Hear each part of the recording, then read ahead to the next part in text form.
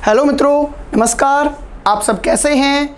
The engineers classes Alwar में आपका हार्दिक स्वागत करता हूं। मित्रों, मैं राज यादव और हम यहां पर पढ़ रहे हैं राजस्थान का भूगोल। राजस्थान के भूगोल के अंतर्गत मित्रों हम पढ़ चुके थे राजस्थान का नामकरण। जिन मित्रों ने राजस्थान के नामकरण की क्लास नहीं देखी है वो मित्र पहले राजस्थान के नामकरण की क्लास देख लें। पहला अध्याय हम पढ़ चुके हैं। और मित्रों, आज की क्लास में हम बात करना चाहेंगे राजस्थान का सामान्य परिचय।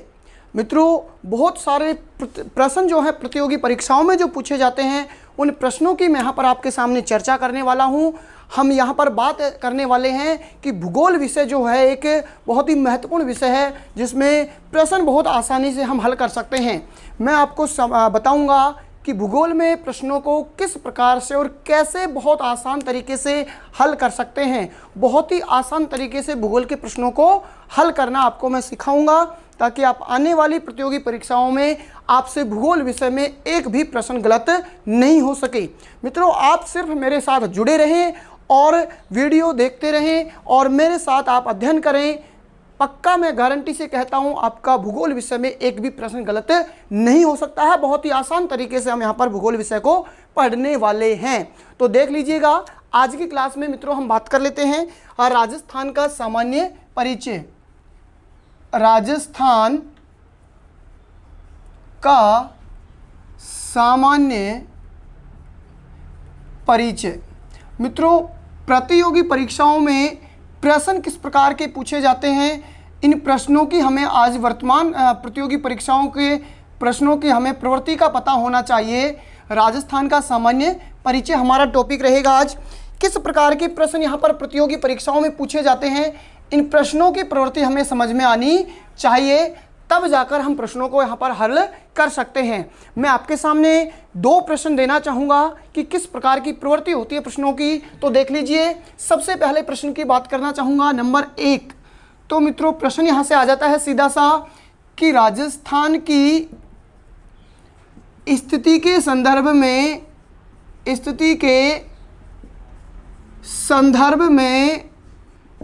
सही कथन नहीं है। सही कथन नहीं है। मित्रों, प्रश्न मान लीजिए आपके सामने आ गया है कि राजस्थान की स्थिति के संदर्भ में सही कथन नहीं है। ये पूछा गया है आपसे कि निम्न में से कौन सा कथन है जो सही नहीं है। तो देख लीजिएगा मित्रों, सबसे पहला ऑप्शन यहाँ पर मैं देना चाहूँगा नंबर 1 कि राजस्थान की जो स्थिति के संदर्भ में प्रश्न पूछा है आपसे, इसके स्थिति में ऑप्शन हम बात करना चाहेंगे मित्रों। सबसे पहला ऑप्शन होगा उत्तर पूर्व ईशान कोण। और मित्रों, बी ऑप्शन यहां पर होगा उत्तर पश्चिम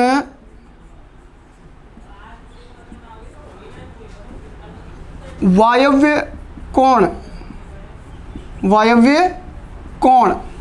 और बी ऑप्शन यहां पर मित्रों होगा, सी ऑप्शन होगा मित्रों यहां पर दक्षिण पश्चिम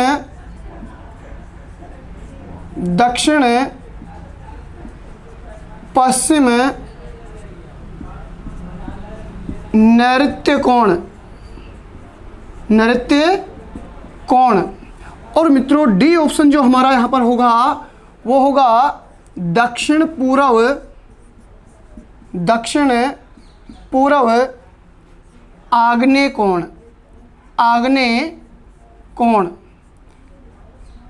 मित्रों, अभी जो पिछली सेकंड ग्रेड की परीक्षा हुई थी उसमें एक यहाँ से प्रश्न पूछा जा चुका था कि उत्तर पूर्व दिशा को किस नाम से जाना जाता है। सीधा का सीधा प्रश्न पूछ लिया गया था। हम राजस्थान की स्थिति के संदर्भ में सही कथन देखना है कि सही कथन नहीं है, कौन सा कथन सही नहीं है।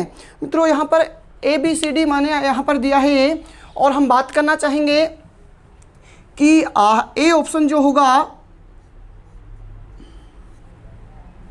ए ऑप्शन होगा A, B, C और D। ठीक है, बी ऑप्शन कथन सही छांटना है। सही कथन सही है ये छांटना है, निम्न में से कौन सा सही है। बी ऑप्शन की अगर मित्रों हम बात करना चाहेंगे तो B C D, C option की मित्रों अगर हम बात करना चाहेंगे तो यहाँ पर होगा ए बी डी, और डी ऑप्शन की अगर हम बात करना चाहेंगे तो सीधा सा हम मित्रों कह देंगे डी। इस प्रकार से आपके सामने मान लीजिए प्रश्न पूछा गया है और प्रश्न आपको यहाँ पे छांटना है निम्न में से राजस्थान की स्थिति के संदर्भ में सही कथन है लगा लीजिए आप, नहीं को हटा दीजिए यहाँ से, प्रश्न थोड़ा सा बदल देंगे हम कि सही कथन है, नहीं है तो सीधा सा इन चारों में से छांट लेते हम कौन सा कथन सही नहीं है, लेकिन मैंने ऑप्शन आपके सामने बना दिए हैं तो आप सीधा सा यहाँ से छांट ले सकते हैं मित्रों कि सही कथन हैं, कौन कौन से कथन हैं जो सही हैं। तो यहाँ पर ऑप्शन दे दूंगा मैं ए बी सी, ठीक है। अब आपको यहाँ से उत्तर देना है कि कौन सा ऑप्शन यहाँ पर सही होगा, ठीक है। इस प्रकार के प्रश्न प्रतियोगी परीक्षाओं में पूछे जाते हैं। दूसरे प्रश्न की मित्रों मैं बात करूंगा यहाँ पर, तो पूछ लिया जाता है परीक्षा में कई बार कि राजस्थान की स्थिति के संदर्भ में, राजस्थान की स्थिति के संदर्भ में सही कथन नहीं है। अब हम दे देंगे नहीं है, क्या पूछा जाएगा, नहीं है।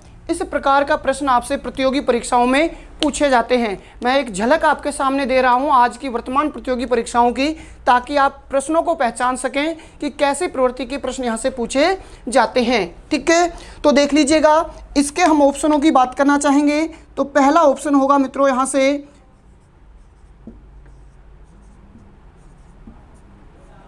सीधे से ऑप्शन होगा पहला। बी ऑप्शन मित्रों यहां पर होगा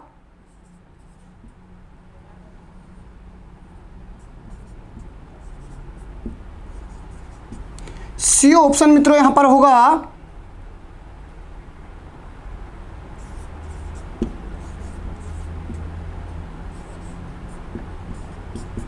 डी ऑप्शन मित्रों यहां पर होगा सही कथन नहीं है। ऑप्शन यहां से आपको छांटना है। इस प्रकार से प्रश्न आपसे पूछा जाने वाला है। एक और प्रश्न की हम मित्रों यहां पर बात कर लेते हैं। तीसरा प्रश्न वो आपको दिखाना चाहूंगा। तीसरा जो प्रश्न है मान लीजिए मित्रों ये होगा हमारा कि राजस्थान की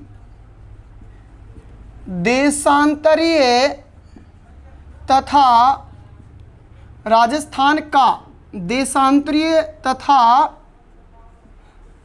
अक्षांशीय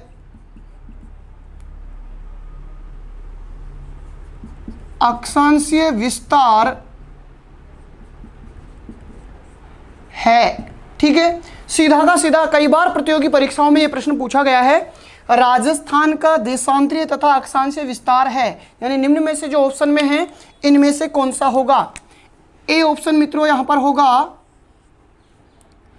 7 डिग्री 9 मिनट व, देखिए सीधा सा मैं ऑप्शन दे रहा हूं, आप देखते रहें। बी ऑप्शन होगा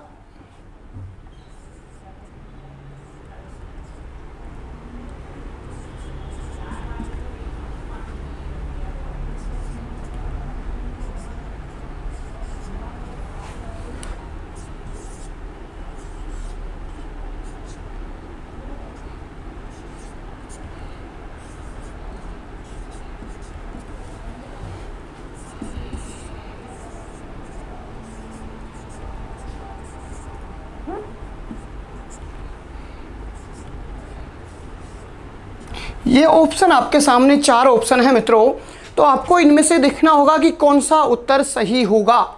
इस प्रकार के प्रश्न प्रतियोगी परीक्षाओं में पूछे जाते हैं। मैं अभी इनको हल नहीं करवा रहा हूं, हम राजस्थान का जो सामान्य परिचय पढ़ रहे हैं उसमें हमारे सामने ये प्रश्न आने वाले हैं और वहां पर मैं आपको ये प्रश्न हल करवाने वाला हूं।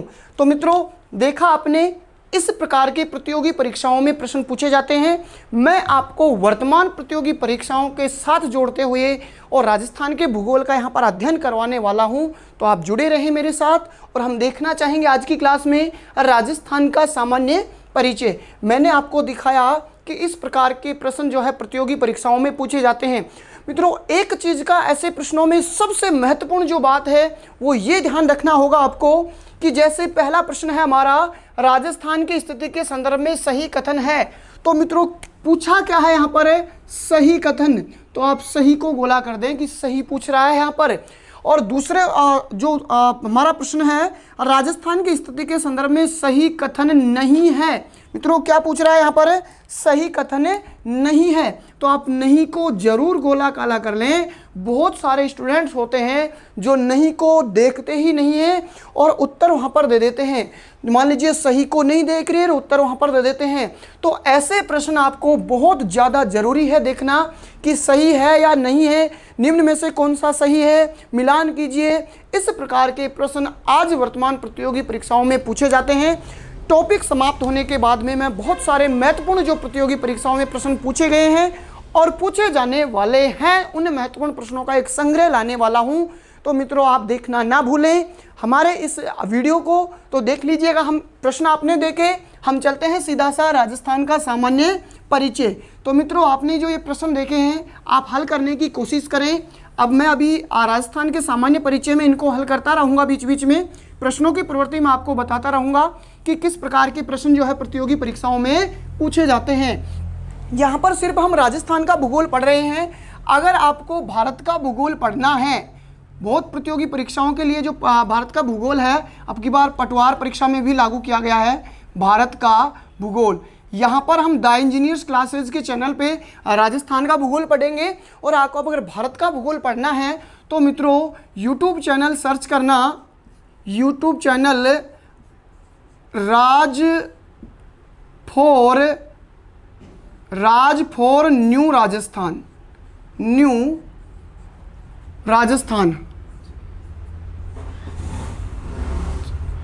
आपको अगर भारत का भूगोल बहुत ही शानदार महत्वपूर्ण तरीके से इसी प्रकार से जैसे मैं यहाँ पर राजस्थान का भूगोल पढ़ा रहा हूँ उसी वे में एक भारत का भूगोल अगर आपको पढ़ना है मित्रों तो यूट्यूब सर्च कर लेना, YouTube channel Raj for new Rajasthan. सीधा सा आप नाम से भी सर्च कर सकते हैं, राज यादव।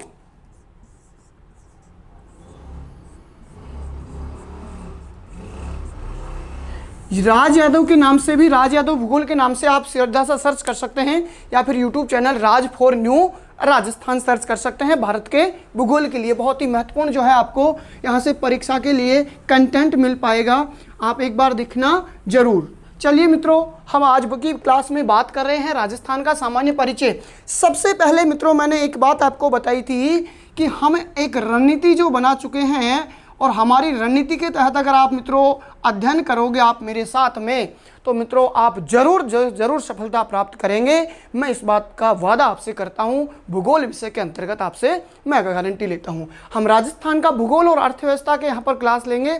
तो देखिए रणनीति हम क्या बना रहे थे, मैंने आपसे कहा था कि सबसे पहले हम क्या पढ़ेंगे, अध्याय पढ़ेंगे। जैसे हमने पढ़ लिया राजस्थान का नामकरण, हम पढ़ रहे हैं राजस्थान का सामान्य परिचय। अध्याय पढ़ने के बाद में मित्रों हम यहाँ पर पढ़ते रहेंगे बहुविकल्पी प्रश्न, बहुत महत्वपूर्ण है। आप पढ़ते हैं, पढ़ने के साथ में बहुत महत्वपूर्ण है बहुविकल्पी प्रश्न आप जरूर निकालें, ताकि आपको ये पता लगेगा कि हम जहाँ से भी पढ़ रहे हैं, किसी क्लास में पढ़ रहे हैं या किसी बुक से पढ़ रहे हैं, तो हमने क्या कितना पढ़ा है। इस चीज़ को देखने के लिए बहुविकल्पी प्रश्न आपको बहुत महत्वपूर्ण है, जो आपको परीक्षा में बहुत ही ज़्यादा फायदा दे पाएंगे। और मित्रों मैं यहाँ पर लेके आता रहूँगा प्रश्नों की श्रृंखला। तो हम चलते हैं, देख लीजिएगा राजस्थान का जो सामान्य परिचय है इसके अंतर्गत हम बात करना चाहें भारत, हमारा जो भारत है मित्रों, और हमारा भारत जो स्वतंत्र हुआ था, कब हुआ था स्वतंत्र हमारा भारत हुआ था 15 अगस्त 1947 को।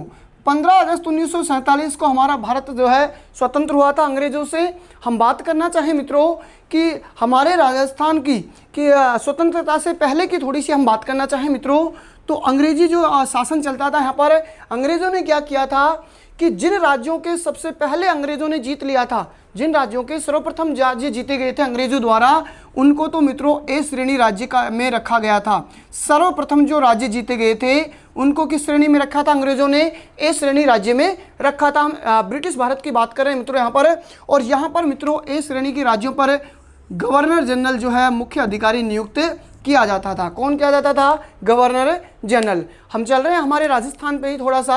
हाँ जी, इसके बाद में मित्रों जो राज्य रजवाड़ा होते थे और जो ठिकाने वगैरह होते थे, इस प्रकार के जो रियासतें होते थे, उनको मित्रों 20 श्रेणी के अंतर्गत रखा गया था। और 20 श्रेणी जो राज्य होते थे उन पर जो प्रमुख अधिकारी होता था वो मित्रों राज प्रमुख हुआ करता था। क्या हुआ करता था? राज प्रमुख हुआ करता था, प्रमुख अधिकारी। और मित्रों जो चीफ सी प्रदेश यानी सी श्रेणी जो होता था, सी श्रेणी के अंतर्गत उनको रखा जाता था जहां पर अंग्रेज जो अधिकारी हैं बैठकर शासन करते थे। उस क्षेत्र को या उस स्थान को चीफ सी प्रदेश या केंद्र शासित प्रदेश के नाम से जाना जाता था, जिसको किस श्रेणी में रखते थे? सी श्रेणी में रखते थे। और उसका जो प्रमुख अधिकारी होता था वो एजेंट टू गवर्नर जनरल होता था। क्या होता था मित्रों? एजेंट टू गवर्नर जनरल होता था। और मित्रों ब्रिटिश भारत में जो डी श्रेणी रखा गया था, डी श्रेणी जो राज्य थे, डी श्रेणी के अंतर्गत मुख्यतः कौन से राज्य थे? केंद्र शासित जो प्रदेश थे, इनको रखा गया था। किसमें? ये रखा गया था डी श्रेणी के अंतर्गत। मित्रों यहाँ पर हम पिछले ही क्लास में राजस्थान का जो नामकरण पढ़ रहे थे, और नामकरण के अंतिम चरण में मैंने आपको बताया था कि एकीकरण की प्रक्रिया में जो 7वां चरण था और 1 नवंबर 1956 को 4 महत्वपूर्ण बातें मैंने आपको बताई थी। सबसे पहली बात नंबर 1 कि वर्तमान राजस्थान बना या राजस्थान अपने अस्तित्व में आया था 1 नवंबर 1956।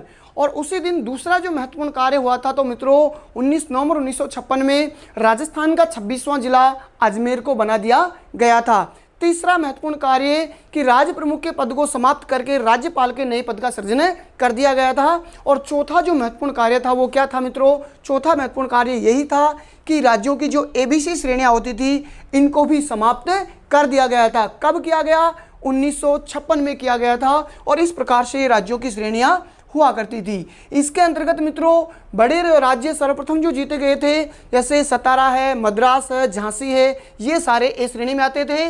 20 श्रेणी राज्य वो होते थे जिन पर अधिकारी कौन होता था? राज्य प्रमुख होता था। सी श्रेणी राज्य पर मुख्य अधिकारी होता था एजेंट टू गवर्नर जनरल, जहां पर अंग्रेज जो अधिकारी थे वो नियंत्रण रखते थे बैठ के, उसको कहा जाता था सी श्रेणी राज्य। और डी श्रेणी जो राज्य था वो होता था केंद्र शासित प्रदेश, लगभग इसमें रखे जाते थे। मित्रों अगर हम बात करना चाहें सी श्रेणी के अंतर्गत तो सी श्रेणी राज्य में जो है 4 हमारे ब्रिटिश भारत में 4 सी श्रेणी राज्य हुआ करते थे। सीधा सा आप रख लें A B C D, ठीक है। ए से बन जाता है मित्रों अजमेर, अजमेर हमारे राजस्थान का केंद्र शासित प्रदेश था। बी से बन जाता है बलूचिस्तान, क्या बन जाएगा?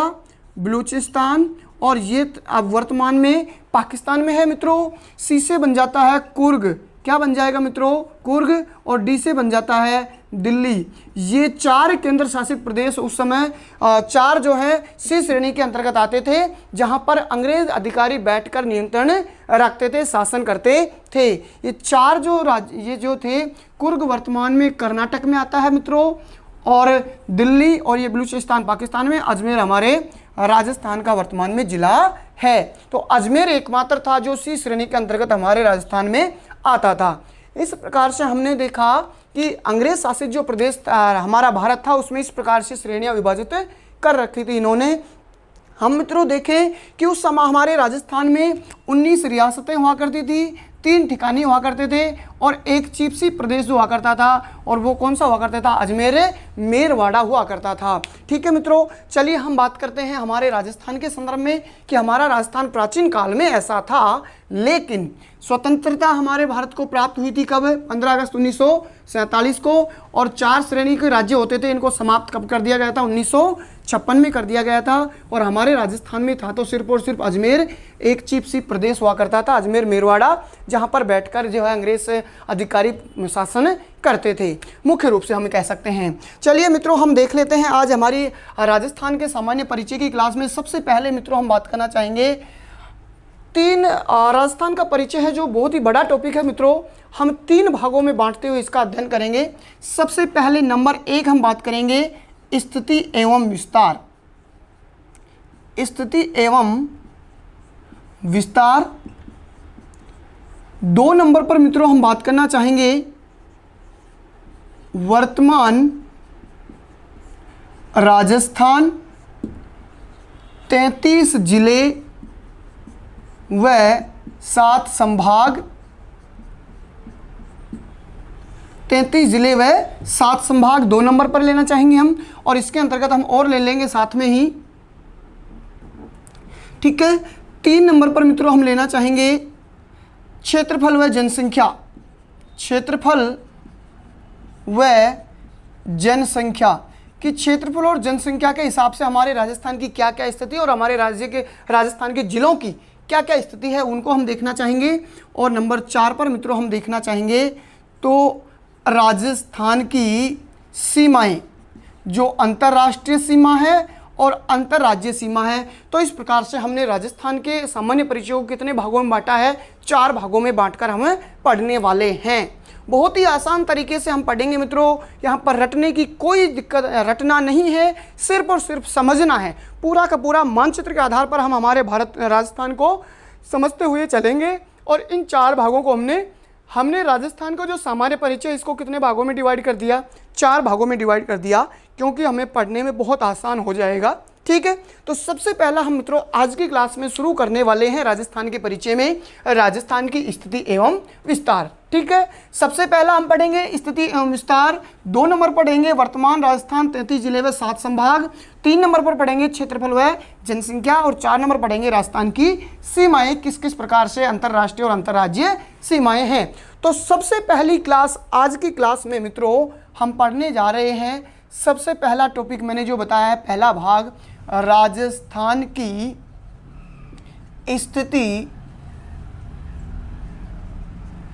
एवं विस्तार। पहली क्लास आज की हमारी होगी राजस्थान की स्थिति एवं विस्तार।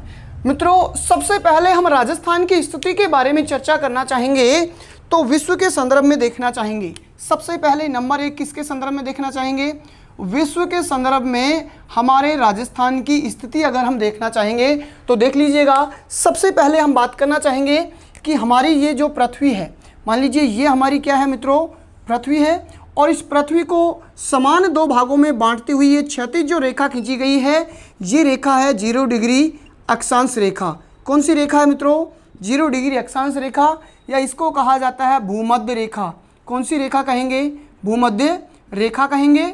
देख लीजिएगा, भू यानी पृथ्वी, भू यानी क्या होता है, पृथ्वी, और मध्य यानी बीच में, मध्य यानी बीच में, यानी पृथ्वी के बीच में जो रेखा खींची गई है वो कौन सी है, भूमध्य रेखा है, 0 डिग्री अक्षांश रेखा है। हमारी पृथ्वी को 2 भागों में विभाजित करती है। एक आ जाता है मित्रों यहाँ पर उत्तरी गोलार्ध, इससे उत्तरी का जो भाग होगा ये होगा उत्तरी गोलार्ध होगा, और मित्रों इसके दक्षिण का जो ये पूरा भाग है ये क्या हो जाएगा, दक्षिणी गोलार्ध। तो आपने देखा कि हमारी पृथ्वी 0 डिग्री अक्षांश के द्वारा या भूमध्य रेखा के द्वारा कितने गोलार्ध में बटी है, 2 गोलार्धों में बटी हुई है, ठीक है।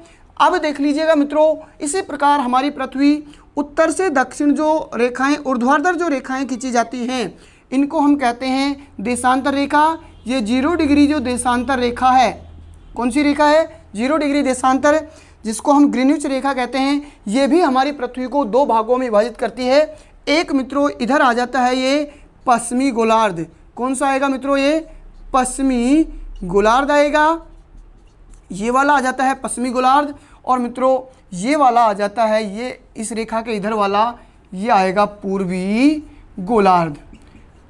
हमने देखा मित्रों कि हमारी पृथ्वी भूमध्य रेखा के आधार पर 2 भागों में बटी, उत्तरी और दक्षिणी गोलार्ध, और 0 डिग्री देशांतर के द्वारा पश्चिमी और पूर्वी गोलार्ध 2 भागों में बटी हुई है। ऊर्ध्वाधर रेखा होती हैं देशांतर रेखाएं, उत्तरी ध्रुव को दक्षिणी ध्रुव से मिलाते हुए जो रेखा खींची जाती हैं सारी की सारी देशांतर, और जो क्षैतिज रेखाएं पृथ्वी पर खींची जाती हैं इनको कहा जाता है अक्षांश रेखाएं।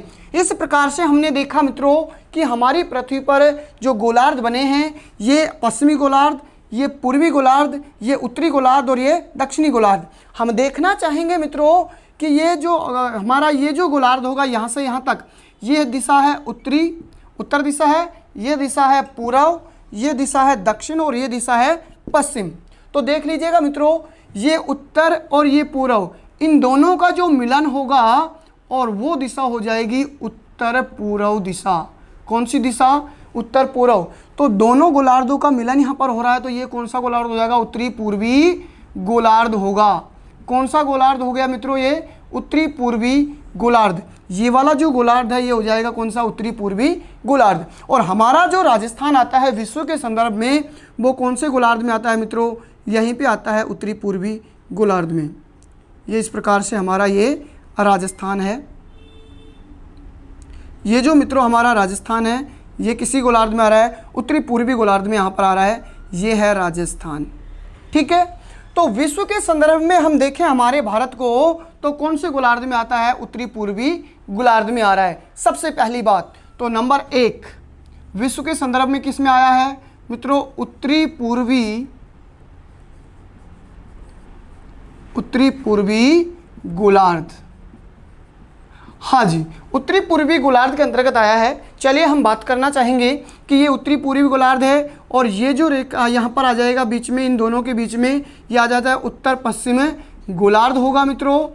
ठीक है, इसी प्रकार से ये जो होगा ये दक्षिण पश्चिम गोलार्ध होगा, और मित्रों ये जो होगा ये कौन सा हो जाएगा? दक्षिण पूर्व गोलार्ध होगा। समझ में आया? अब हम देखना चाहेंगे कि उत्तर पश्चिमी जो गोलार्ध है इसको जो कोण के रूप में कहा जाएगा मित्रों, इसको कहा जाता है ईशान कोण।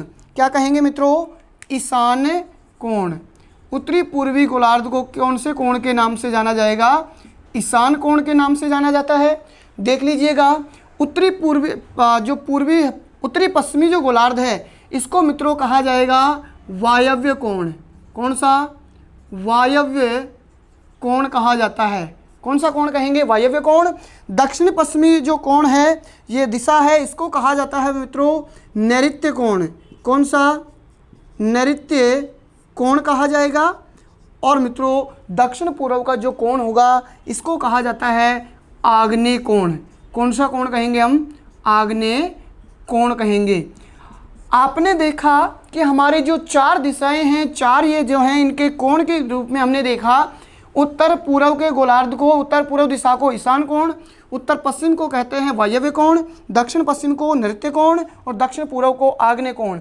लेकिन मैंने ये देखा है बहुत सारी क्लासों में बहुत सारे स्टूडेंट ये कहते हैं कि सर ये याद नहीं रहते हैं। तो देखना मेरे साथ, आप देखो, याद रहेंगे, 100% रहेंगे। देख लो, सीधा सा हम बात करते हैं कि हमारा जो राजस्थान है, और राजस्थान का उत्तरी पश्चिमी दिशा ये है, और राजस्थान की उत्तरी पश्चिम दिशा को भी क्या कहते हैं? वायव्य कोण कहेंगे। किसी भी की उत्तरी पश्चिमी दिशा हो वायव्य कोण होगा। हमारे राजस्थान में जो गर्मियों में ये जो गर्मी चल रही है, अब जून का महीना आ गया है आज, हमारे राजस्थान में जो लू चलती हैं, उत्तर पश्चिम से चलने वाली गर्म हवाओं को स्थानीय भाषा में क्या कहा जाता है? लू। क्या कहा जाता है? लू। उत्तर पश्चिम से चलने वाली गर्म वायु को क्या कहते हैं? लू। उत्तर पश्चिम से आ रही है वायु, क्या आ रही है? वायु। तो सीधा सा मित्रों आप याद रख सकते हैं कि उत्तर पश्चिम से जब वायु आती है तो वायु से क्या बन जाएगा? वायव्य कोण। समझ में आया? उत्तर पश्चिम से आने वाली वायु गर्म हवा, और उसको स्थानीय भाषा में लू कहते हैं। तो उत्तर पश्चिम से आती है वायु, और वायु से बन जाएगा वायव्य कोण। चलिए दक्षिण पश्चिम की हम बात करते हैं, नैऋत्य कोण। मित्रों हमारे राजस्थान के दक्षिण पश्चिम में, राजस्थान के संदर्भ में लेके चल रहा हूं मैं, राजस्थान के दक्षिण पश्चिम में जो पड़ोसी राज्य है गुजरात है, और गुजरात में गरबा नृत्य बहुत ही प्रसिद्ध है। डांडिया और गरबा मित्रों सबसे ज्यादा प्रसिद्ध है गुजरात का गरबा और डांडिया नृत्य। क्या नृत्य प्रसिद्ध है? हमारे दक्षिण पश्चिम दिशा में गुजरात में नृत्य प्रसिद्ध है, डांडिया और गरबा। तो मित्रों नृत्य से आप बना दीजिएगा नृत्य कोण। नृत्य से दक्षिण पश्चिम दिशा को क्या कह देंगे? नृत्य कोण। समझ में आया? याद रख सकते हैं आप सीधा सा कोड करके।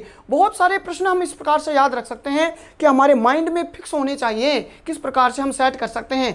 साइकोलॉजी के हिसाब से यही कहा जाता है कि हम जब तक हमारे माइंड में चिन्ह स्थापित नहीं करेंगे, जब तक हमें ये चीज़ याद नहीं रहेंगी, और हमसे हमारे दिमाग से फिसलती रहेंगी। लेकिन अगर हम जब हमारे दिमाग में ऐसे चिन्ह स्थापित कर लेंगे तो आप कभी नहीं भूल पाएंगे। तो आप इस प्रकार से सीधा सा याद रखें कि हमारे दक्षिण पश्चिम में गुजरात, और गुजरात में नृत्य प्रसिद्ध है, डांडिया और गरबा। तो नृत्य है, नृत्य कोण दक्षिण पश्चिम, ठीक है। आग्नेय कोण मित्रों, हमारे राजस्थान के दक्षिण पूर्व दिशा में आग्नेय, ये दक्षिण पूर्व दिशा है, हाड़ौती क्षेत्र आता है, और यहाँ पर आग्नेय चट्टानों देखने को सबसे ज्यादा मिलती हैं। दक्षिण पूर्वी राजस्थान में आग्नेय चट्टानें हाड़ौती क्षेत्र में सबसे ज्यादा देखने को मिलती हैं, इसलिए इसको सीधा का सीधा क्या नाम दे देंगे हम, दक्षिण पूर्व को आग्नेय। हमारे राजस्थान के संदर्भ में याद रखें आप इन सारी चीजों को, कहीं की भी होंगी वो सारी की सारी यही रहेंगी यथास्थिति, ठीक है। तो हमने सीखा इस प्रकार से ये कोण है। हम देखना चाहेंगे कि हमारी जो पृथ्वी है, और इस पृथ्वी पर जो कोणों की बात हम कर रहे हैं, हमारी राजस्थान में विश्व के संदर्भ में राजस्थान उत्तरी पूरी गोलार्ध में है, लेकिन विश्व के संदर्भ में अगर गोलार्ध की बात कर लेते हैं, वे कोण की बात कर लेते हैं, तो कौन से कोण में है, राजस्थान ईशान कोण में है। हमारा राजस्थान पृथ्वी पर कौन से कोण में स्थित है मित्रों, ईशान कोण में स्थित है। समझ में आया। चलिए मित्रों हम बात कर लेते हैं हमारे राजस्थान की स्थिति के बारे में ही हम बात कर रहे हैं। हमने देखा कि विश्व के संदर्भ में हमारी पृथ्वी जो है, आप स्क्रीनशॉट ले लीजिएगा, ठीक है। हमारी पृथ्वी जो राजस्थान जो हमारी पृथ्वी के संदर्भ में है, तो उत्तरी पूर्वी गोलार्ध में है, और कौन से कोण में है, ईशान कोण में है। नंबर 2 पर हम बात करना चाहेंगे मित्रों कि हमारा जो एशिया महाद्वीप है, हमारा एशिया महाद्वीप है, और एशिया महाद्वीप में स्थिति के बारे में 2 नंबर पर मित्रों हम देखना चाहेंगे। जो हमारा एशिया महाद्वीप है, और एशिया महाद्वीप में हमारे राजस्थान की क्या स्थिति है, ठीक है। तो देख लीजिएगा, सबसे पहले हम एशिया महाद्वीप को देखना चाहेंगे मित्रों कि ये इस प्रकार से हमारा एशिया महाद्वीप होता है। ये पूरा का पूरा इस प्रकार से, ये क्या है हमारा, ये एशिया महाद्वीप है, और ये हमारा इस प्रकार से है, ठीक है। इस प्रकार से मित्रों है ये एशिया महाद्वीप, ठीक है।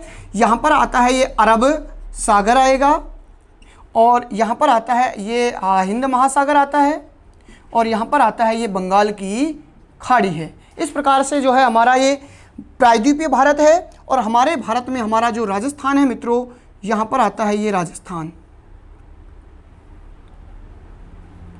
ये क्या आता है हमारा, राजस्थान आता है ये, ठीक है, भारत के उत्तर पश्चिम दिशा में। चलिए देख लेते हैं हम हमारा जो एशिया है, ये इस एशिया को मित्रों हम देखना चाहेंगे तो 2 भागों में हम बांट सकते हैं। ये तो हो जाएगा उत्तरी एशिया, और ये हो जाएगा दक्षिणी एशिया। ये कौन सा है, दक्षिणी एशिया। देखा हमने उत्तरी एशिया, दक्षिणी एशिया। अब हम भारत इसी एशिया को पश्चिम पूर्व दिशा से भी 2 भागों में बांट देते हैं, और हमारा जो एशिया है, इसको इस प्रकार से हमने 2 भागों में बांट दिया। ये आ जाता है पश्चिमी एशिया, और ये आ जाता है पूर्वी एशिया। ये पश्चिमी है और ये पूर्वी एशिया है, ठीक है। अब देख लीजिएगा मित्रों, ये पश्चिम दिशा है, ये दक्षिण दिशा है, ये पूर्व दिशा है, और ये उत्तर दिशा है। तो ये जो दिशा होगी, ये वाली दिशा, इन दक्षिण और पश्चिम के बीच वाली दिशा कौन सी होगी, दक्षिण पश्चिम दिशा। कौन सी होगी, दक्षिण पश्चिम दिशा होगी। तो हमारे एशिया के संदर्भ में हमारा जो राजस्थान है, वो कौन सी दिशा में होगा मित्रों, दक्षिण पश्चिम दिशा में होगा। तो सीधा सा हम बात करना चाहें एशिया महाद्वीप के संदर्भ में, तो कौन सी दिशा में है, दक्षिण पश्चिम दिशा में है। कौन सी दिशा में है, दक्षिण पश्चिम दिशा में हमारा राजस्थान है एशिया के। लेकिन अगर मित्रों हम कोण देखना चाहें कि कौन सा कोण होगा, यहाँ पर देख लीजिएगा, वही कोण होंगे जो मैंने आपको अभी बताए थे।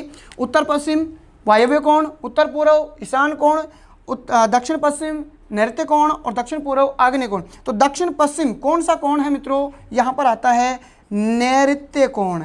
कौन सा कोण आएगा, नैऋत्य कोण। तो अगर एशिया महाद्वीप में हमारे राजस्थान के कोण की स्थिति हम देखते हैं, तो मित्रों कौन सा कोण आता है, नैऋत्य कोण आता है। कौन सा कोण आएगा, नैऋत्य कोण। इसी प्रकार मित्रों हम देखना चाहें और आगे हम बढ़ते हैं, तो हमारे भारत के संदर्भ में, एशिया के संदर्भ में हमने देखा राजस्थान की स्थिति दक्षिण पश्चिम दिशा में नृत्य कोण के साथ में स्थिति बनी हुई है। हम देखना चाहेंगे मित्रों और स्थिति राजस्थान की, तो राजस्थान की जो स्थिति है वो देखना चाहेंगे नंबर 3 पर हम मित्रों, और नंबर 3 पे हम देखना चाहेंगे भारत जो हमारा देश है, भारत देश के संदर्भ में हमारे राजस्थान की स्थिति। तो देख लीजिएगा दोस्तों, ये जो हमारा वर्तमान भारत है इस प्रकार से, और इस वर्तमान भारत में हम देखना चाहेंगे कि ये इस प्रकार से जो है मित्रों, ये हमारा इस प्रकार से भारत है, और इस भारत में कहाँ पर स्थित है वर्तमान में, तो देख लीजिएगा इस प्रकार से हमारा ये भारत है। ठीक है मित्रों, ये वर्तमान में भारत है और हमारा भारत, इस भारत में हमारा जो राजस्थान है ये आता है हमारा इस प्रकार से राजस्थान। ये क्या हमारा राजस्थान है। हम देखना चाहेंगे ये उत्तर दिशा है, ये दक्षिण दिशा है, ये पश्चिम दिशा है और ये कौन सी है, पूर्व दिशा है। ठीक है, पश्चिम पूर्व में, उत्तर दक्षिण में तो कोई दिक्कत नहीं है, लेकिन कई विद्यार्थी पश्चिम पूर्व में भी कंफ्यूज हो जाते हैं, तो सीधा सा याद रख सकते हैं पप्पू को। अब पप्पू को जब याद रख लेंगे तो पश्चिम पूर्व कभी नहीं भूल सकते आप, पप्पू। ठीक है, पैसे पश्चिम और पू से पूर्व, हालांकि सामान्य चीजें हैं ये, कई स्टूडेंट फिर भी चूक हो जाते हैं, तो पप्पू को याद कर लेना और पप्पू को याद करें और पश्चिम और पूर्व दिशा आ सकती है। ठीक है, इस प्रकार से आप देखना चाहेंगे तो देख लीजिएगा मित्रों, ये पश्चिम और ये उत्तर, तो ये दिशा कौन सी हो जाएगी, उत्तर पश्चिम। कौन सी दिशा हो जाएगी, उत्तर पश्चिम। हमारे भारत की स्थिति के संदर्भ में राजस्थान कौन सी दिशा में है, उत्तर पश्चिम दिशा में है। तो हम लिख देंगे यहाँ पर भारत के साथ राजस्थान की स्थिति है उत्तर पश्चिम दिशा। कौन सी दिशा है मित्रों, उत्तर पश्चिम। लेकिन अगर कोण की हम बात करना चाहेंगे तो उत्तर पश्चिम कोण को हम क्या कहते हैं मित्रों, बोलेगा, उत्तर पूर्व, उत्तर पश्चिम के कोण को क्या कहते हैं, वायव्य कोण। क्या कहेंगे, वायव्य कोण कहते हैं। ठीक है, तो हमने देखा कि भारत की स्थिति के संदर्भ में राजस्थान का जो कोण बनेगा वो कौन सा कोण बनेगा मित्रों, ये बनता है वायव्य कोण। वायव्य कोण। आपने देखा हमारे राजस्थान की स्थिति विश्व के संदर्भ में, एशिया के संदर्भ में, भारत के संदर्भ में। ठीक है, विश्व के संदर्भ में स्थिति है उत्तरी पूर्वी गोलार्ध, ईशान कोण। एशिया के संदर्भ में हमारा भारत, एशिया महाद्वीप के संदर्भ में दक्षिण पश्चिम दिशा और नैऋत्य कोण, और भारत के संदर्भ में उत्तर पश्चिम दिशा और वायव्य कोण। पहला मित्रों मैंने आपको जो प्रश्न दिया था अभी, वो प्रश्न आपका यहीं से हल हो जाएगा। आप हल करके देखें। पहला प्रश्न जो अभी मैंने आपको दिखाया था क्लास शुरू होते ही, उस प्रश्न को आप यहाँ से हल कर सकते हैं कि कौन सा कोण और कौन सी दिशा किस प्रकार से राजस्थान के संदर्भ में सही होगा। चलिए मित्रों, और हम आगे बढ़ते हैं। हमने राजस्थान की स्थिति देखी विश्व के संदर्भ में, उत्तरी पूर्वी गोलार्ध और कौन सा कोण, ईशान कोण। एशिया के संदर्भ में दक्षिण पश्चिमी दिशा और नैऋत्य कोण, और भारत के संदर्भ में मित्रों हम बात करना चाहेंगे तो उत्तर पश्चिम और वायव्य कोण के साथ में हमने स्थिति देखी है। देख लिया हमने। ठीक है, अब थोड़ी सी झलक आप यहाँ पर देख सकते हैं मित्रों। ये है विश्व के संदर्भ में, ये पृथ्वी हमारी, और ये इस प्रकार से यहाँ पर है राजस्थान, ये उत्तरी पूर्वी गोलार्ध में, उत्तरी पूर्वी गोलार्ध में। ठीक है, एशिया के सीधा सा थोड़ा सा ध्यान दें आप, मैंने अभी जो आपको बताया उस पर ही मैं चर्चा कर रहा हूँ। एशिया के संदर्भ में मित्रों ये हमारा इस प्रकार से एशिया था, इस प्रकार से, और ये इस प्रकार से जो एशिया है, और यहाँ पर है हमारा ये राजस्थान, और ये चार भाग हमने, और ये दक्षिण पश्चिम दिशा में है एशिया के संदर्भ में। और हम बात करना चाहें हमारे भारत के संदर्भ में तो मित्रों इस प्रकार से हमारा जो ये भारत है, इस भारत के साथ भी आप देख सकते हैं, तो ये जो हमारा भारत था इस प्रकार से, और ये जो भारत है मित्रों इस प्रकार से। और हमने देखा कि ये जो हमारा राजस्थान आता है यहाँ पर उत्तर पश्चिम दिशा में। सीधा सा देख ले, ये है भारत के संदर्भ में, विश्व के संदर्भ में ये आ गया उत्तर पूर्व, एशिया के संदर्भ में दक्षिण पश्चिम, और भारत के संदर्भ में उत्तर पश्चिम दिशा में। कोण आप सीधा सा याद रख सकते हैं कि कौन सी दिशा में क्या आता है। चलिए हम बात कर लेते हैं मित्रों कि हमारे जो राजस्थान है, इस राजस्थान की भौगोलिक स्थिति जो हम पढ़ने जा रहे हैं, स्थिति और विस्तार, इस राजस्थान की सबसे पहले नंबर 1, पहले हम बात करना चाहेंगे नंबर 1, भौगोलिक स्थिति। और भौगोलिक स्थिति में पहली बात करेंगे अक्षांशीय स्थिति एवं विस्तार। अक्षांशीय स्थिति एवं विस्तार। मित्रों हम राजस्थान की अक्षांशीय स्थिति एवं विस्तार की बात करना चाहेंगे। सबसे पहले तो हमारे राजस्थान के मानचित्र के साथ में हम देखना चाहेंगे, तो देख लीजिएगा।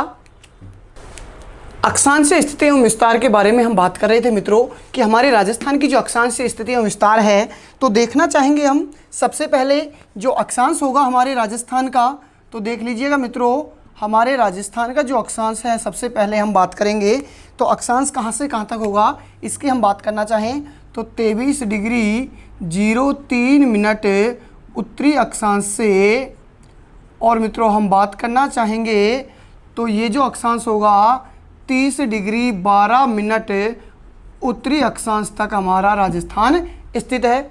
देख लीजिएगा, ये जो हमारा राजस्थान है, इस राजस्थान की ये जो दक्षिणी रेखा है मित्रों, ये है 23 डिग्री 03 मिनट, और जो उत्तरी जो रेखा है ये है मित्रों 30 डिग्री 12 मिनट उत्तरी अक्षांश है। हमारा राजस्थान हमने देखा था कि पृथ्वी पर उत्तरी गोलार्ध में आता है, और उत्तरी गोलार्ध में आने के कारण हमारे राजस्थान के साथ उत्तरी अक्षांश और उत्तरी अक्षांश आता है। ठीक है, समझा।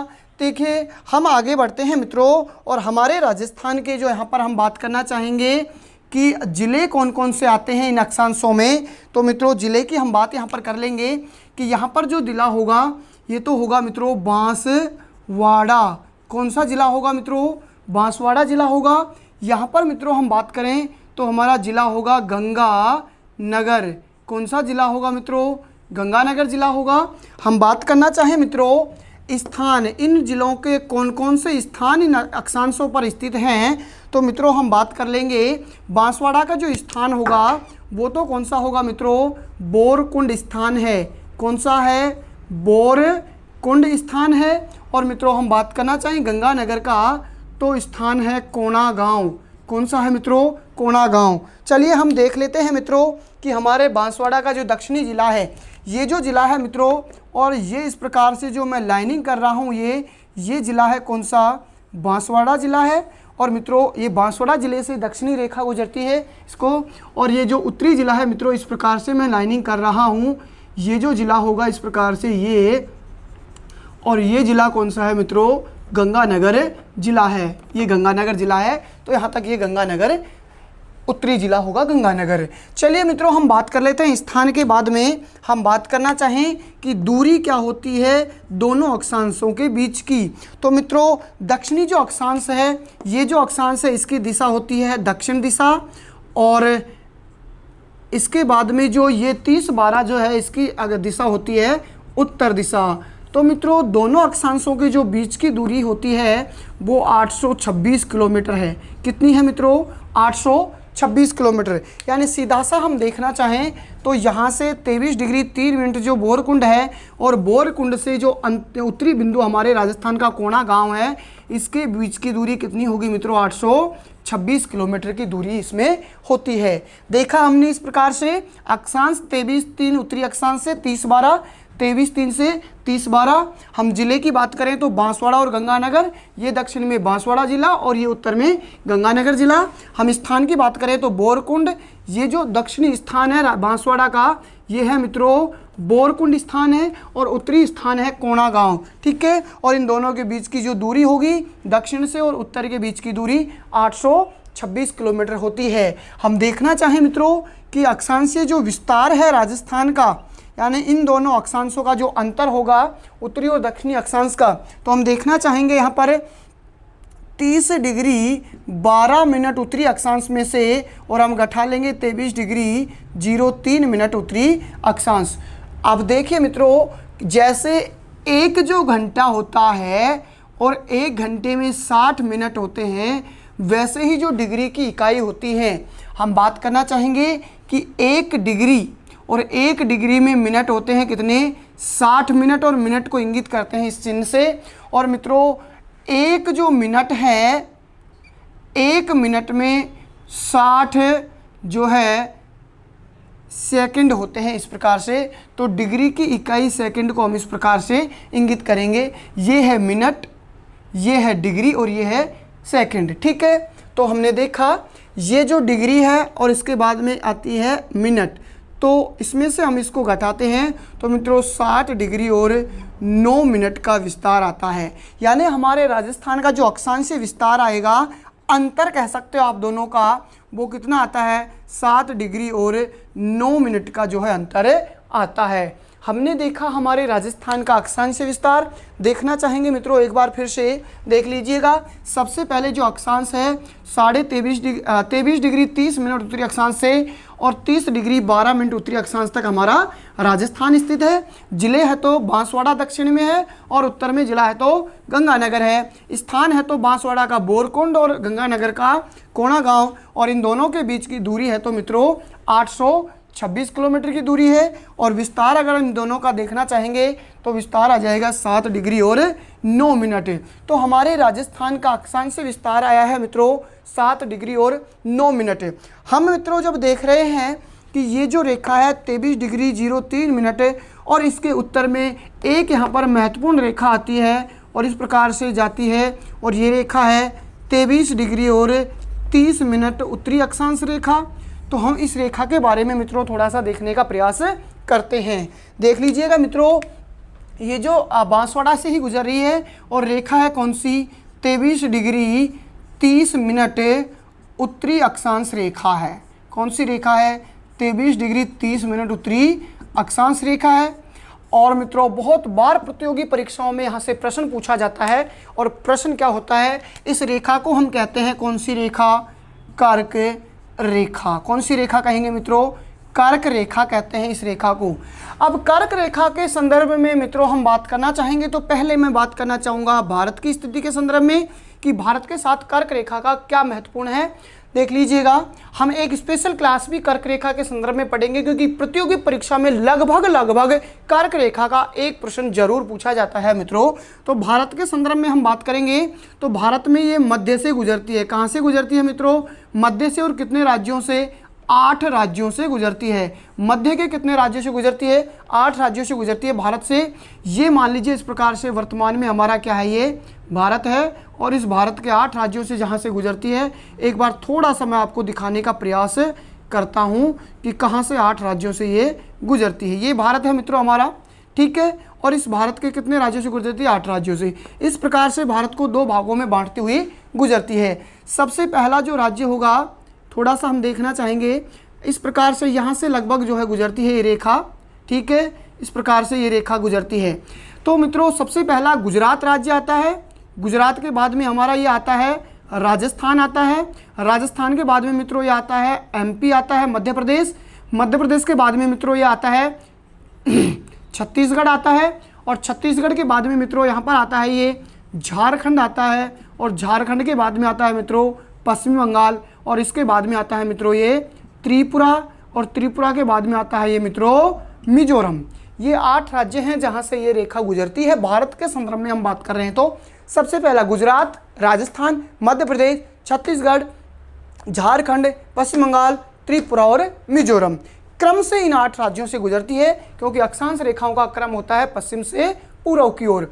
मित्रों हम जो अक्षांश स्थिति पढ़ रहे थे हमारे राजस्थान की कि उत्तरी गोलार्ध में होता है। अक्षांश के बारे में और थोड़ा सा हम बताना चाहूँगा कि ये जो हमारी पृथ्वी और पृथ्वी पर क्षैतिज रेखाएं जो इस प्रकार से खींची जाती हैं, ये क्या होती हैं मित्रों, अक्षांश रेखाएं होती हैं। क्या होती हैं ये, क्षैतिज या पश्चिम से पूर्व की ओर जो रेखाएं खींची जाती हैं, आकृति इनकी होती है वृत्ताकार और ये अक्षांश रेखाएं होती हैं सारी की सारी। अक्षांश रेखाओं के संदर्भ में भी बहुत बार प्रश्न पूछा जाता है, जिनकी जो संख्या होती है मित्रों, अक्षांशों की संख्या तो कुल होती है 181, लेकिन अक्षांश रेखाओं की कुल संख्या होती है 179 होती है। प्रश्न ध्यान दीजिए, अक्षांशों की संख्या 181, अक्षांश रेखाओं की संख्या 179 होती है। ये आप ध्यान दीजिएगा। आप देखना चाहेंगे तो मैंने पूरा वीडियो डाल रखा है अक्षांश और देशांतर का, राज फॉर न्यू राजस्थान चैनल पे आप यहाँ पर देख सकते हैं, क्योंकि हम यहाँ पर सिर्फ और सिर्फ राजस्थान के भूगोल की बात कर रहे हैं, ठीक है। तो ये 8 राज्यों से गुजरती है भारत के संदर्भ में। और प्रश्न बहुत सारे बनते हैं यहाँ से, लेकिन वो भारत के संदर्भ में है। हम यहाँ पर चलते हैं राजस्थान के संदर्भ में, इस कर्क रेखा को लेके कि राजस्थान से इस कर्क रेखा का क्या संबंध है। हमने देखा ये रेखा आई है हमारे सामने, तो देख लीजिए मित्रों, राजस्थान के संदर्भ में अगर इस कर्क रेखा की बात करते हैं तो सबसे पहली बात, राजस्थान में कहाँ से गुजर रही है, ये दक्षिणी भाग से।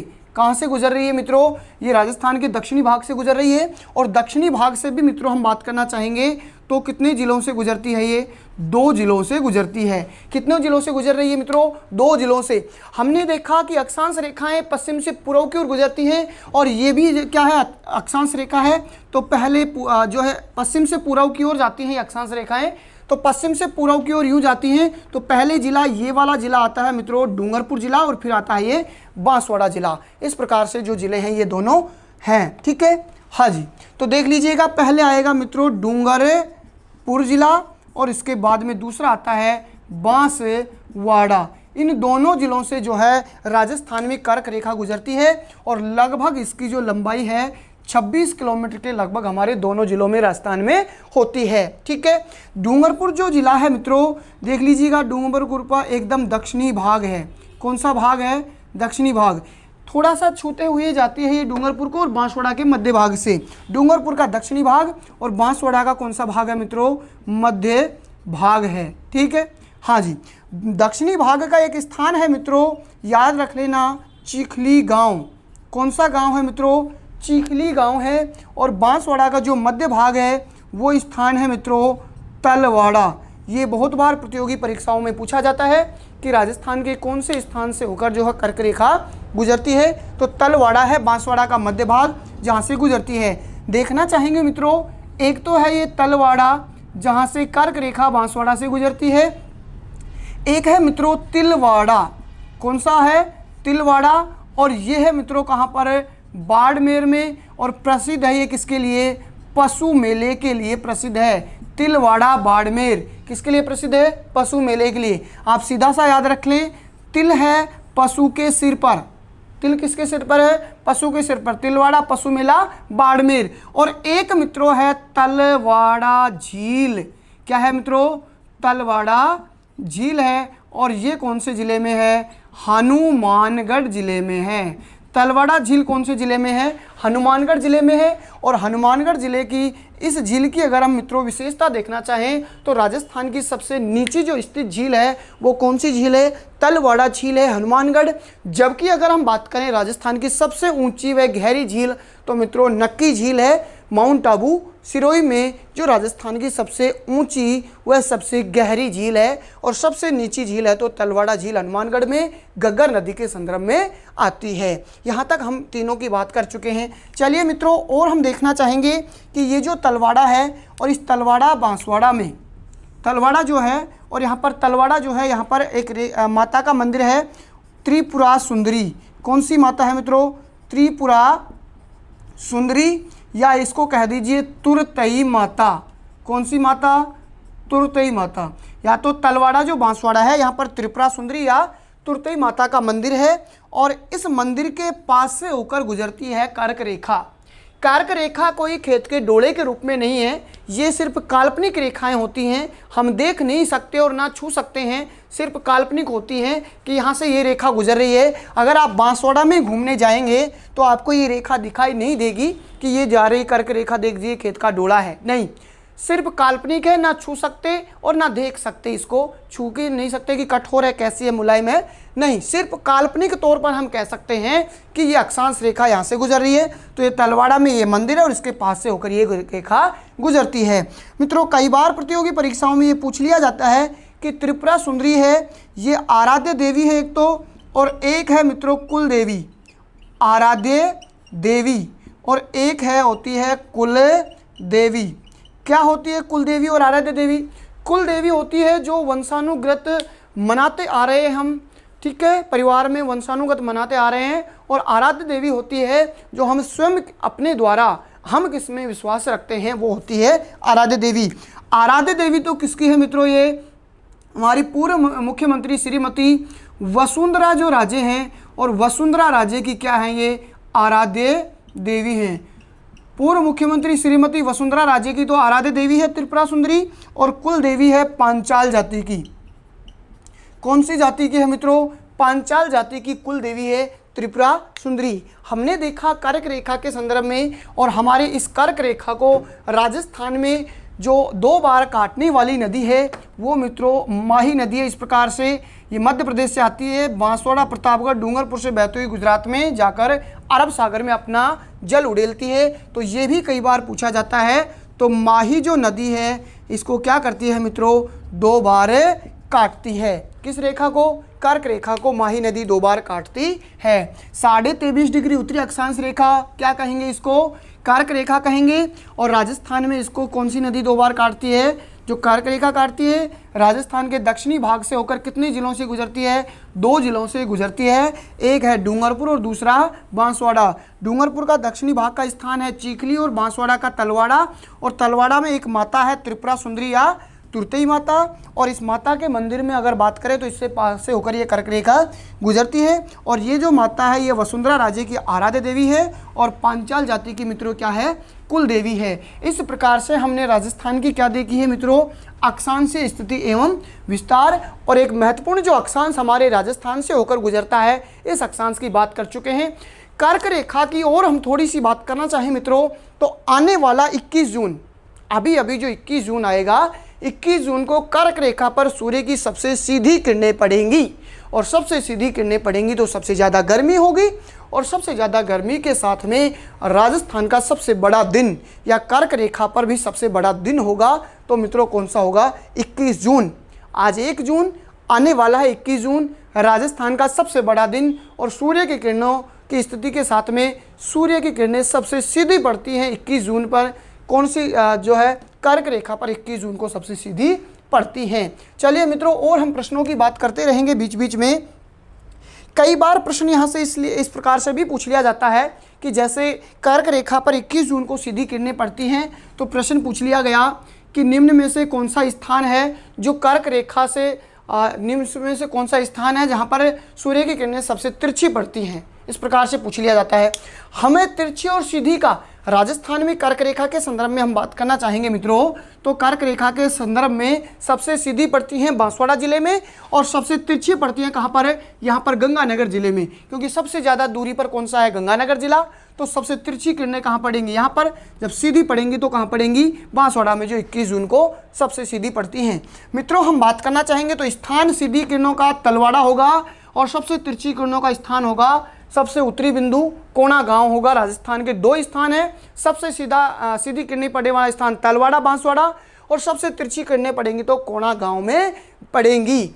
अब यहाँ से आपके सामने कोई भी जिला ऑप्शन में देकर प्रश्न पूछा जाता है कि निम्न में से कौन से जिले में सूर्य की किरणें सबसे तिरछी पड़ती हैं या सबसे सीधी पड़ती हैं, तो एक चीज़ आप हमेशा याद रखना कि कर्क रेखा से जितनी दूरी पर जो जिला होगा, कर्क रेखा से जितनी दूरी पर कोई जिला होगा वहाँ उतनी ही तिरछी किरणें पड़ेंगी। अब हमारे सामने कोई भी ऑप्शन आता है तो हम वहाँ से 4 में से आसानी से छांट सकते हैं कि कौन सा जिला कर्क रेखा से सबसे ज़्यादा दूरी पर है, और जो सबसे ज़्यादा दूरी पर होगा वहाँ उतनी ही तिरछी किरणें पड़ेंगी। और मैं प्रश्न आपके सामने लेके आने वाला हूँ। चलिए हम बात करते हैं मित्रों नंबर 2 पर।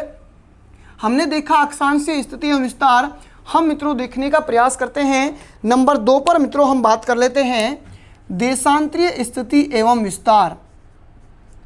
देशांतरीय स्थिति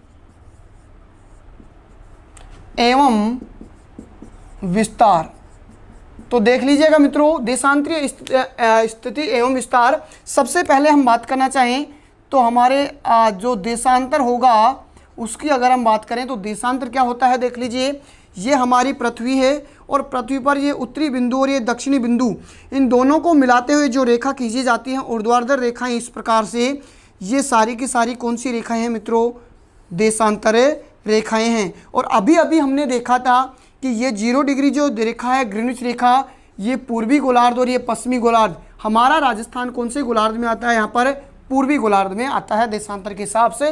तो हमारे राजस्थान की स्थिति जो होगी उसको हम सीधा सा देखने का प्रयास करते हैं। देख लीजिएगा, हमारा जो राजस्थान है और इसकी देशांतरीय स्थिति होगी 69 डिग्री 30 मिनट पूर्वी देशांतर से, और मित्रों 78 डिग्री 17 मिनट पूर्वी देशांतर तक। हम देखना चाहेंगे मानचित्र में कि हमारे देशांतर जो है और देशांतर की जो स्थिति होगी, यहाँ का जो देशांतर होगा मित्रों ये होता है 69 डिग्री और 30 मिनट पूर्वी देशांतर, और यहाँ का जो अंतिम देशांतर होगा पूर्व में वो है मित्रों 78 डिग्री और 17 मिनट पूर्वी देशांतर है। यहाँ तक हमारा राजस्थान क्या है, स्थित है। चलिए हम देख लेते हैं हमारे राजस्थान के देशांतर के जो जिले हैं कि इन देशांतरों पर कौन कौन से जिले स्थित हैं। तो मित्रों इस देशांतर पर जिला स्थित है तो जैसलमेर होगा, और मित्रों अगर हम बात करें इस देशांतर पर जो जिला होगा तो कौन सा होगा, धौलपुर होगा।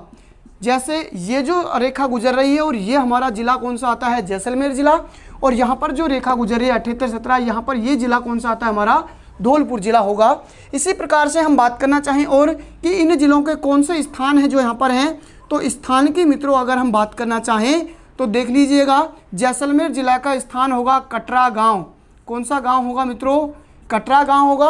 और धौलपुर जिले का गांव होगा सिलाना गांव। कौन सा गांव होगा? सिलाना गांव। हम कह सकते हैं कि ये जो रेखा गुजर रही है, यहाँ पर ये जो गांव है ये कौन सा है? कटरा गांव जैसलमेर जिला का। और यहाँ पर जो अंतिम रेखा ये गुजर रही है 78 डिग्री 17 मिनट, यहाँ पर जो गांव होगा धौलपुर का सिलाना गांव होगा। कौन सा होगा? सिलाना गांव। हम देखना चाहेंगे मित्रों इन दोनों देशांतरों के बीच की जो दूरी है, दूरी की बात करेंगे। ये जो देशांतर है ये कौन सी दिशा में है? पश्चिम दिशा में है मित्रों।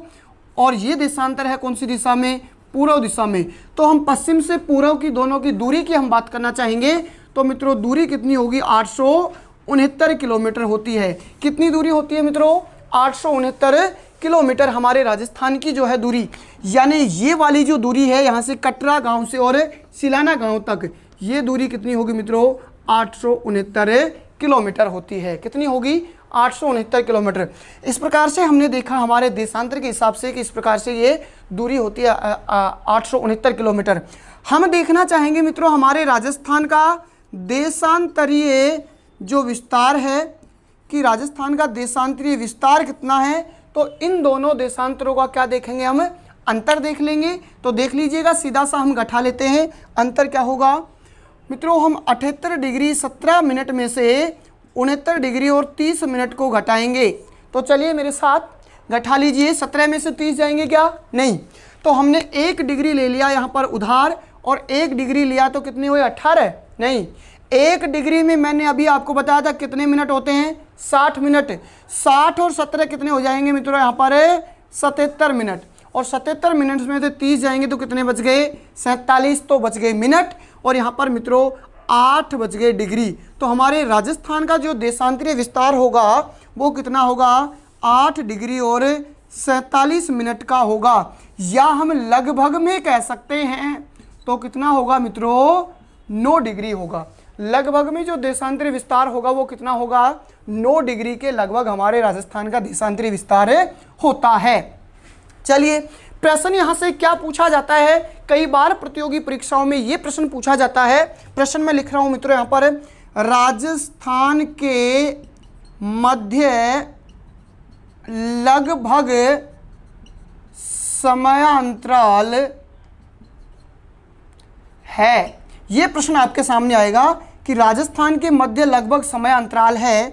ए ऑप्शन में आएगा 35 मिनट, बी ऑप्शन में आएगा 48 मिनट, सी ऑप्शन में आता है मित्रों 36 मिनट और डी ऑप्शन में आता है मित्रों 32 मिनट। ये बहुत बार प्रतियोगी परीक्षाओं में पूछा गया है मित्रों प्रश्न कि हमारे राजस्थान के मध्य जो देशांतरीय विस्तार होगा वो लगभग कितना होता है। ऐसा प्रश्न आपको देखने को बहुत मिला होगा या मिलेगा प्रतियोगी परीक्षाओं में। तो हम देखना चाहेंगे लगभग के जो होगा, लगभग विस्तार जो होता है देशांतरीय विस्तार वो कितना है? 9 डिग्री। ठीक है, तो लगभग अंतर निकालेंगे मित्रों समय का। हम देखना चाहेंगे कि 1 डिग्री जो देशांतर है उसमें मिनट होता है 4 मिनट का अंतर होता है। यानी 1 डिग्री देशांतर में 4 मिनट का समय अंतराल होता है। या फिर हम यूं कह सकते हैं कि सूर्य की किरण 1 डिग्री देशांतर को पार करने में 4 मिनट का समय लेती है। तो मित्रों 1 डिग्री में 4 मिनट का समय लेती है तो 9 गुना कितना कर देंगे हमें? 4। तो हमारे पास कितना आ जाता है? लगभग में हम बात कर रहे हैं, लगभग में कितना आया? 36। और प्रश्न में भी क्या पूछा जाता है मित्रों? लगभग समयांतराल पूछा जाता है। तो हमारा ऑप्शन कौन सा सही हो जाएगा? यहाँ पर लगभग 36 मिनट का समय अंतराल हमारे राजस्थान में जो है पाया जाता है। इस प्रकार का प्रश्न मित्रों पूछा जाता है। चलिए हम बढ़ते हैं, हमारे राजस्थान में समय अंतराल कितना होता है और कैसे हम समय अंतराल निकालते हैं। देख लीजिएगा, हम बात कर रहे थे कि 1 डिग्री में 4 मिनट का होता है तो सीधा सा 8 गुना कितना कर देंगे? 4 बराबर कितना मिनट आ गया मित्रों? 32 मिनट। 47 जो मिनट है मित्रों इसको हम डिग्री में बदलेंगे। उदाहरण के लिए मैं देना चाहूँगा कि आपको कोई 30 मिनट कह दे और इसको कह दे कि बताओ घंटे कितने हैं, तो 30/60 करोगे कि नहीं करोगे घंटे बनाने के लिए? वैसे कि वैसे ही हमने मिनट को क्या बनाया? डिग्री बनाया। तो 60 का भाग गुणा किसका कर दिया? 4 का, क्योंकि ये डिग्री बन गया। 7 चौक 28 का 8 और 4 चौक 16 और 2 18/60 भाग देंगे 3 मिनट और 8 सेकंड। तो मित्रों मिनट को तो जोड़ देंगे मिनट में, तो 35 मिनट और 8 सेकंड। अगर हमारे राजस्थान के मध्य सही समय का अंतराल आता है, दोनों स्थानों के मध्य कटरा और सिलाना के मध्य अगर सही समय का अंतराल आता है तो 35 मिनट और 8 सेकंड का आएगा। लेकिन मित्रों अगर हम बात करते हैं लगभग में समय अंतराल, तो लगभग में कितना आता है, 9 गुणा 4 बराबर 36 मिनट का आता है लगभग में, क्योंकि लगभग देशांतर कितना होगा, अंतर 9 का होगा, तो लगभग जो है समय कितना होगा 36 मिनट और सही समय आएगा 35 मिनट और 8 सेकंड।